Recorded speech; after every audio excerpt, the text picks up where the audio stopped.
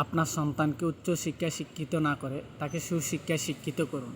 এটা বলার কারণ হচ্ছে আমাদের সমাজে দেখা যায় অনেক ফ্যামিলির লোকে আছে তারা তাদের শেষ বয়সে ঠিকানা হয় কই বৃদ্ধাশ্রমে। এটার মূল কারণ হলো যে আপনি আপনার সন্তানকে সুশিক্ষায় শিক্ষিত না করার কারণে। হয়তো তাকে উচ্চশিক্ষায় শিক্ষিত করেছেন ঠিকই, কিন্তু তার মধ্যে সুশিক্ষার অভাব ছিল। এজন্য আপনাকে শেষ বয়সে আপনার ঠাঁই হয় বৃদ্ধাশ্রমে।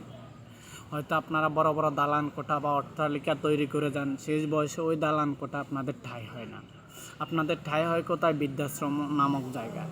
আর এইদিকে দেখা যায় যে সন্তানকে তার বাবা মা সুশিক্ষায় শিক্ষিত করেছেন বা তার ছেলেমেয়েরা 8-10 হাজার টাকা বেতনের চাকরি করে, তাদের বাবা মা শেষ বয়সে তাদের সাথে হাসি খুশি খেলে জীবনযাপন করতেছে। আর ওইদিকে যে বাবা মা হাজার হাজার কোটি টাকা অট্টালিকা তৈরি করেছেন বা বড় বড় কোম্পানি প্রতিষ্ঠিত করেছেন, তাদের বাবা মা তাদের বড় বড় অট্টালিকা একটু জায়গা হয় না। দিন শেষে তাদের জায়গা হয় কোথায়? বৃদ্ধাশ্রম নামক জায়গা।